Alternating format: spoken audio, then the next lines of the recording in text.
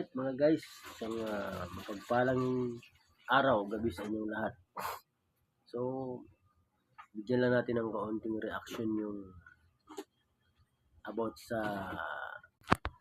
Alright mga guys, isang mapagpalang araw sa inyo. Isang magandang gabi. Sa inyong pagpapala at kapayapaan ay sumayating lahat. Anyway, bigyan lang natin ng kaunting reaction base sa na-experience ko o na-experience namin na sa Batangas Medical Center, no. Bakit nga ba hindi o bakit nga dapat ay tumangkilik tayo ng Batangas Medical Center? Unang-una mga guys. Bakit hindi? Batangas Medical Center, yung kanilang mga facilities kompleto. Equipments kompleto. Kapag ikaw ay na-admit dyan, okay, pagka ikaw nasa emergency pa lang, doon tatapusin na kaagad lahat ng mga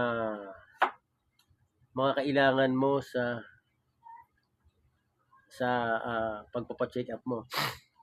Sa X-ray, CT scan, o iba't ibang mga na test na gagawin sa iyo.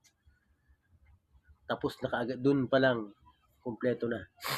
Hindi ka na kailangan lumabas, hindi ka na kailangan pumunta sa ibang mga laboratory para magpa-exam ng kailangan na laboratory test. Diba?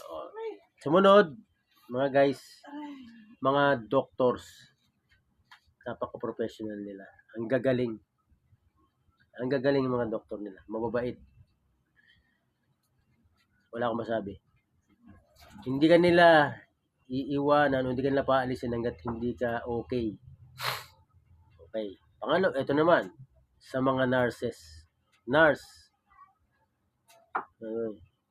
Bukod sa mga ganda na, dami natin mga doktora. Mas magaganda na mga bata, mga fresh graduate sila, no? Makisipag, walang tigil yung nila. Pag oras nila ng trabaho talaga sila. Kasi nag-stay ako almost 6 days doon, guys, sa emergency room. 6 days. Imagine niyo 6 days